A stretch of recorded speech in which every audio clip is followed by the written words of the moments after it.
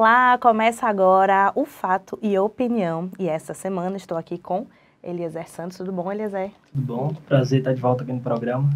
E aqui no nosso estúdio está o ex-ministro do governo Dilma, líder do governo do ex-presidente Lula, Aloysio Mercadante. Tudo bom? Tudo bom, Juliana? Tudo bom, Eliezer? É um prazer estar aqui com vocês.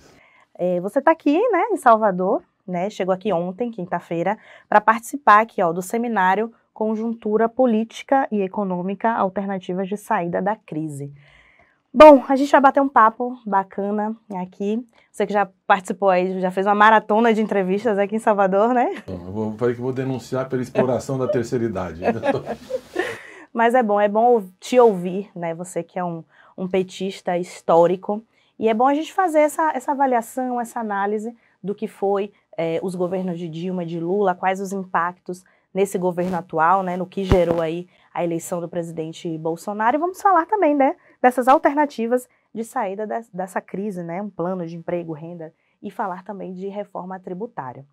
Bom, só para a gente começar, não vou deixar de perguntar, né, porque é uma pergunta polêmica, porque nas últimas semanas o debate aqui na Bahia, em Salvador, foi a entrevista do governador Rui Costa, que gerou uma polêmica, porque ele se colocou aí como presidente da República, né, como pré-candidato à presidência da República. Gerou uma polêmica, porque o ex-presidente Lula também, né, acabou respondendo, a cúpula do PT, né, o partido em si, também respondeu de uma forma até negativa. E eu quero saber de você como é que você avaliou essa entrevista do ex-governador, ou do governador Rui Costa, e toda essa repercussão do partido.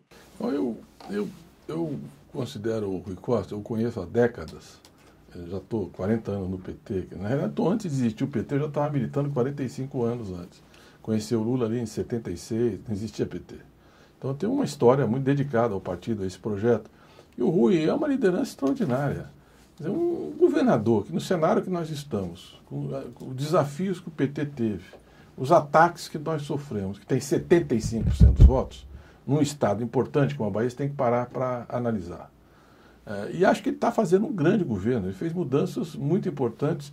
Acho que o Jacques Wagner foi um grande governador, deixou obras e realizações, teve um grande apoio do governo federal, mas o Rui deu continuidade às realizações, mas ele conseguiu fazer uma gestão financeira muito eficiente, gastar melhor os recursos que foram reduzidos. Quer dizer, a Bahia é o segundo estado com mais investimentos esse ano.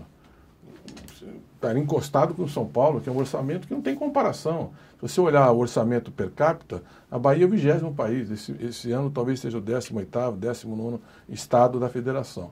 Então é gestão, eficiência, prioridades claras, disposição de enfrentar os problemas para melhorar a qualidade da gestão pública. Então eu acho que são virtudes muito importantes. E as realizações na área da saúde, as 7 policlínicas, o hospital, o aumento do investimento, o mais médico, foram uma mudança qualitativa. Na segurança pública, que é um grande desafio, você tem na Bahia uma situação prisional muito a melhor do Brasil, um preso para cada vaga, agora com esses 2 novos presídios que estavam interditados, é a melhor situação. E isso é muito... E 8 mil presos em penas alternativas, você tem 15 mil presos, você tem a prisional. Por que é importante? Porque os presídios viraram uma fábrica do crime, uma universidade do crime. O sujeito entra e sai muito pior. Tratado de forma desumana, brutal, e sai muito mais violento. Você vê aquelas rebeliões e tudo que... Só nessa última rebelião, essa briga dos crimes organizados nos presídios, foram 190 mortes dentro do presídio. Então é muito importante toda essa realização. Inteligência policial, reconhecimento facial, na educação, esse último projeto dele, almocei com ele ontem, eu achei extraordinário, pegar os jovens que tiraram mais de 8, né, em 10, na nota, em matemática ou português, e recebe uma bolsa para ser monitor, para motivar os outros jovens. Também acho que é uma coisa muito criativa. Então, é um governo que está ali com o pé no chão, fez 600 viagens para o interior, 400 escolas que ele já visitou. Eu acho que a Bahia será uma grande referência para o debate nacional. Tem que mostrar isso. Por isso ele tem todo o direito de ser pré-candidato. Quem vai ser o candidato, nós vamos decidir em 2022. Vamos ver o que vai acontecer com o Lula. Se o Lula puder ser candidato, é imbatível. Já era nessa eleição, será em 2022, em qualquer momento da história do Brasil. O Fernando Haddad teve um grande desempenho, É um grande talento, um homem de muita dignidade, muita competência, uma excelente formação. Foi um grande ministro da Educação, eu fui sucessor dele, posso dizer isso. E acho que o Rui tem todas as condições de pleitear. É ótimo o PT que tem esse debate, que tem essa discussão, que tem alternativas. Então, eu sou totalmente simpático à ideia, disse para ele que ele precisa andar um pouco o Brasil, precisa combinar, a prioridade dele é a Bahia, vai continuar sendo a Bahia, mas ele precisa andar um pouco o Brasil para fazer essa discussão, se apresentar e não ficar olhando uma entrevista. Vamos discutir a próxima e a outra. Eu acho que é assim que nós vamos ter aí mais um nome competitivo, competente, que engrandece a vida pública, que é o Rui Costa. Quais hoje são os nomes, então, do PT, né, para uma possível Lula, candidatura? presidente mais bem avaliado da história do Brasil, ganhava em todas as pesquisas das eleições de 2018, interditaram e agora cada dia fica mais claro, né? Hoje você está o PSDB, o Aloysio Nunes, que apoiou o golpe, que foi um protagonista do golpe, dizendo não, a Lava Jato, com as informações que nós temos, foi usada para levar ao impeachment e ao golpe contra a Dilma. Você vê naqueles diálogos a proibição, não, o Lula não pode dar entrevista, porque se der uma entrevista, o Fernando Haddad pode ganhar a eleição. Eles não deixaram o Lula enterrar o irmão mais velho dele para que a população não o visse, porque o Lula tinha que ser o seguinte, quando o avião chega em Curitiba, ele sumiu da mídia. Desapareceu, ninguém mais fala do Lula. E eu vi uma tese de doutorado, são 400 horas de Jornal Nacional atacando o Lula. 400 horas. Acho que nada parecido na história do Brasil. E ainda assim ele liderava todas as pesquisas, pela qualidade do seu governo, da sua história e da sua biografia. Então o Lula é o Lula. E qualquer solução para frente, o Lula é uma síntese de tudo que o PT e a esquerda fez no Brasil e é o começo do que vai vir depois. Tanto é assim que o Fernando, que tinha 4% de intenção de votos, que não era conhecido nacionalmente, quando teve o apoio do Lula, foi para o segundo turno e teve 47 milhões de votos. Então vai passar pelo Lula a definição, qualquer que seja. Vamos ver o que vai acontecer. Eu lutarei até todas as forças que eu tenho para que ele tenha um julgamento justo, para que não haja esse estado de exceção seletivo, que não tenha tanta arbitrariedade. E cada dia que passa, vai ficando claro com quem nós estamos lidando, né? Eu hoje fiquei estarrecido com uma imagem do Procurador-Geral da República, a pessoa que tem a responsabilidade de combater o crime, escreveu um livro e vinha a público dizendo o seguinte: como colocar suspeição sobre o meu mandato, porque ele diz o seguinte, que ele colocou sob suspeição o Gilmar Mendes, porque a mulher trabalhava no escritório, que prestou serviço ao grupo do Ike Batista. E o Gilmar devolveu, dizendo, bom, mas a sua filha trabalha no escritório que prestou serviço a uma das empresas que está sendo investigada na Lava Jato. Você também tinha que ter colocado em suspeição. Mas como falou da minha filha, eu fui armado para matar o ministro. Ia matar e me suicidar. O que é uma coisa dramática, você imaginar. Quer dizer, nós estamos com 64 mil homicídios, um desafio brutal de recuperar a cultura da vida, o respeito ao outro, o devido processo legal, o direito de defesa, porque se alguém te atacou, quem é o operador do direito tem que se sentir seguro, eu vou me defender na justiça, eu vou impedir que isso aconteça, e não pegar uma arma e dar um tiro. Aí você tem um presidente que quer liberar para todo mundo a arma, sem qualquer critério, que eu acho que isso não vai acontecer, o Congresso, o Exército, a Polícia Federal não vão permitir, mas tem essa cultura, né, faz campanha estimulando essa violência. Mas nós vamos ter até um debate agora, o Janot pode continuar dando armada? Eu vi hoje o Supremo já está se manifestando, dizendo que terão que tomar providência em relação a isso. Mas é muito ruim para a imagem do Brasil, para o Estado democrático de direito, para a atitude das instituições, isso é um dilaceramento. E o Lula foi vítima de todo esse ambiente, de todas essas circunstâncias. Então, o Lula, eu acho que a qualidade do que ele fez para o Nordeste, só olhar o Nordeste antes e depois do Lula, o Nordeste emergiu, o Nordeste floresceu. O povo nordestino mudou a qualidade de vida, o Bolsa Família, as cisternas, os programas de ajuda de transposição de água, você pegar o apoio à agricultura familiar, o Plano Safra, o Minha Casa Minha Vida, são 4,5 milhões de residências que nós entregamos, começa com Lula, depois de o mais médicos, 63 milhões de pessoas tinham atenção primária. Bolsonaro vai para a ONU e fala assim, não, os médicos cubanos não tinham diploma. Como não tinham diploma? Eram médicos especialistas em saúde da família, todo mundo aplaudiu esse programa, eles criaram um terrorismo dizendo que ia ter problema, não teve um problema, teve uma denúncia contra o médico cubano durante todo o período que eles trabalharam. E por que foram os cubanos? Porque ninguém queria ir. Os médicos brasileiros não vão tratar de índio, não vão para a periferia, não vão para o semiárido, não vão para o interior da Amazônia, não tem interesse, então tem uma demanda, porque a oferta de médicos é muito pequena, foi oferecido para eles, não foram. Isso aí é Lula, Dilma. Então, nós temos uma história, o salário mínimo, 79% acabaram com a política de reajuste do salário mínimo, não vai ter mais.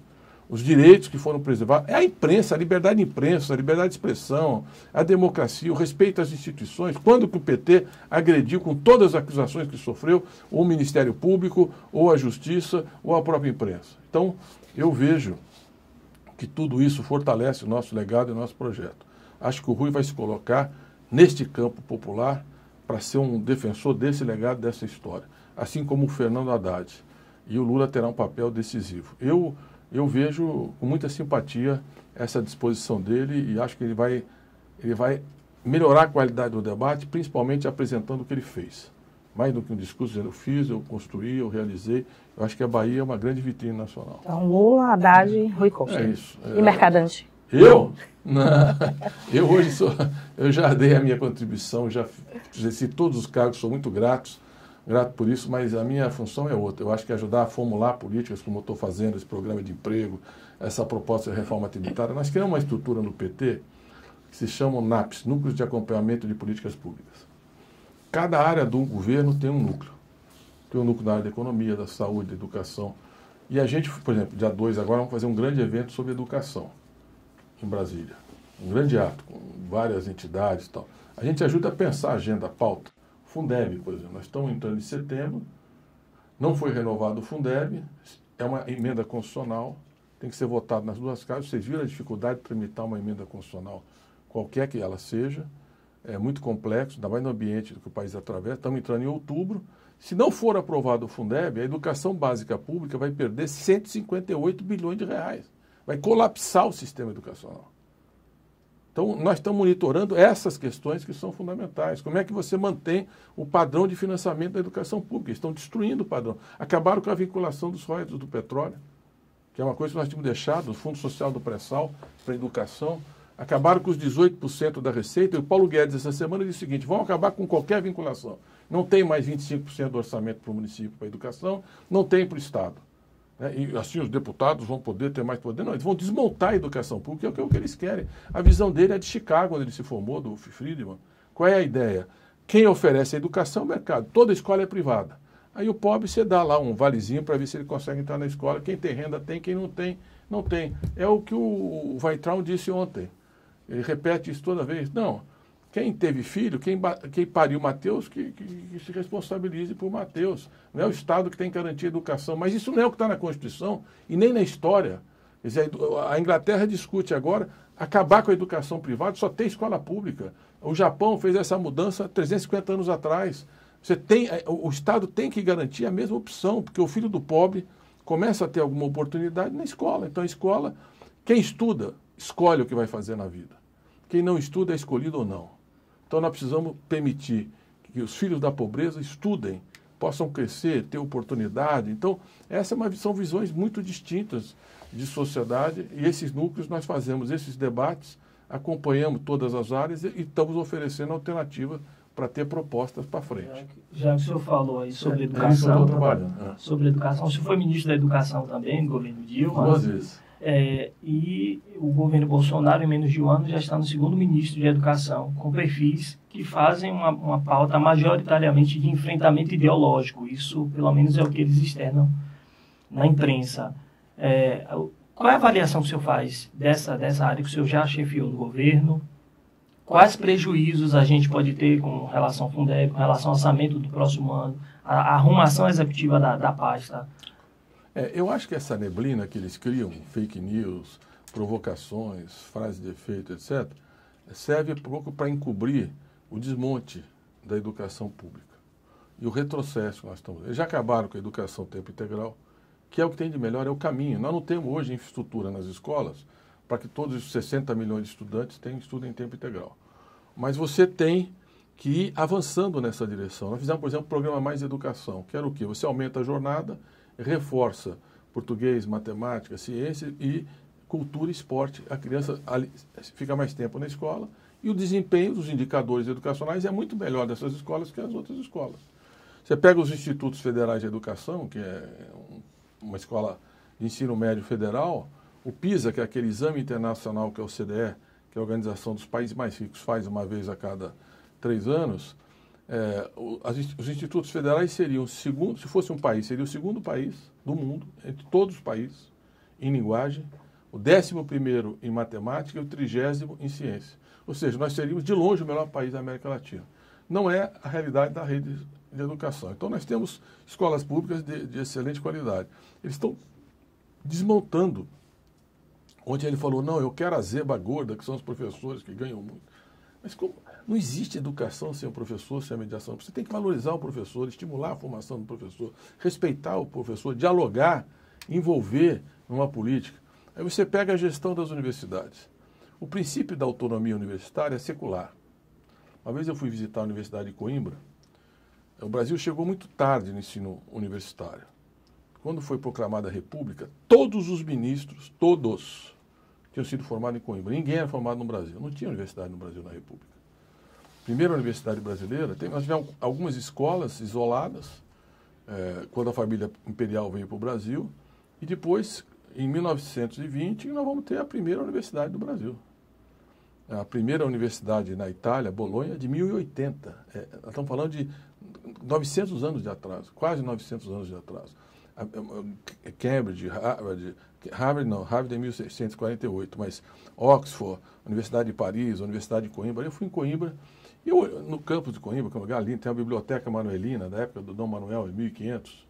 Tem uns morcegos que mantêm, não tem ar refrigerado, os livros são mantidos por esse sistema ecológico. Os morcegos comem qualquer bicho que entra, traça e tal, e aquilo ali está sendo mantido há 600 anos assim. É lindo, é um lugar lindo.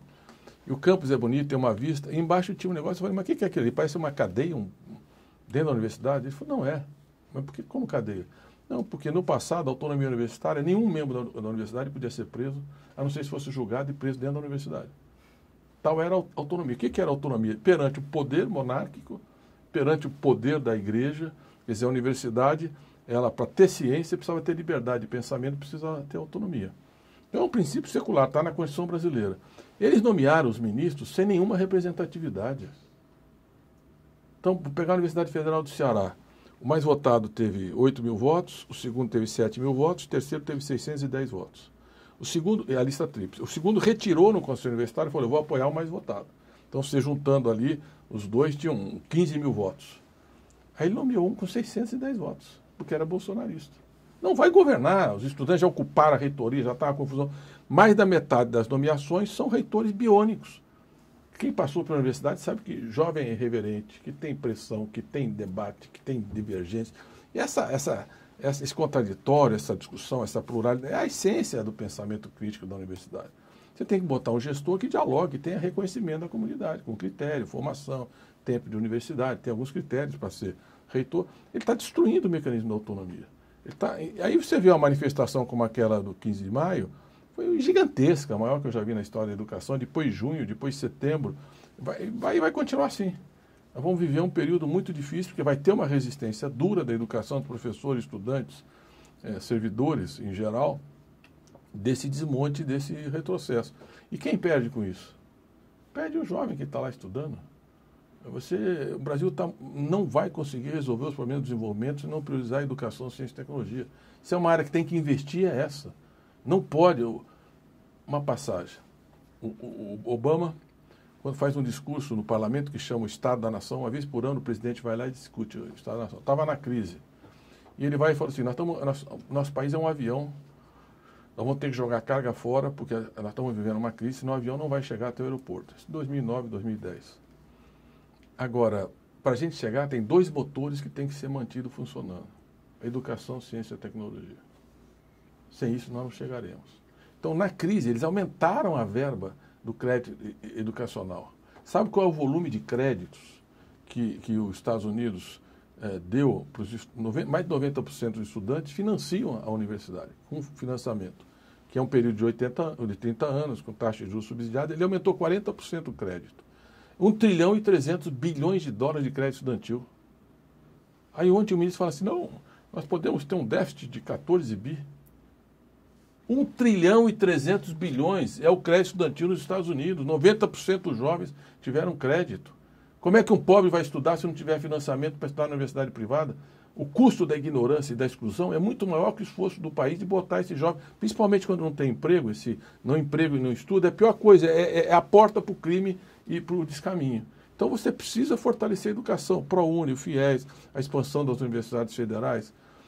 As pessoas não se dão conta, mas a pergunta, nós fizemos o Enem, que não existia, um exame de acesso universal para todos os estudantes, qualquer faculdade, qualquer curso, qualquer lugar do Brasil. Por que tinha 9 milhões de inscritos, se são só 2 milhões e 200, 2 milhões e meio de formandos por ano? Porque a demanda é reprimida, porque a geração anterior não tinha opção de estudar. Então você tinha, hoje tem 5 milhões, está reduzindo a demanda, porque as pessoas não têm como estudar, porque estão destruindo os mecanismos de acesso. Mas a educação, ela é o caminho de oportunidades para o jovem. Ela é a força motriz do Brasil se preparar para a economia do conhecimento, para novas tecnologias, para um desenvolvimento sustentável. Então, eu vejo com muita preocupação todo esse retrocesso. Eles não têm visão, não têm gestão, não têm projeto, e a insatisfação está se acumulando. Isso aí é um barril de pólvora. Pronto, o seminário Conjuntura Política e Econômica vai acontecer amanhã, 9 horas, no auditório da Faculdade de Direito da UFBA. Mercadante, muito obrigada pela sua participação. A gente poderia passar aqui 2 horas conversando. Voltaremos no dia. Volte, viu? Muito obrigada mesmo pela sua participação. Obrigada, Eliezer. E você fica ligadinho no bnews.com.br, também pelas redes sociais, no Facebook, Twitter e Instagram. Até semana que vem. Tchau, tchau.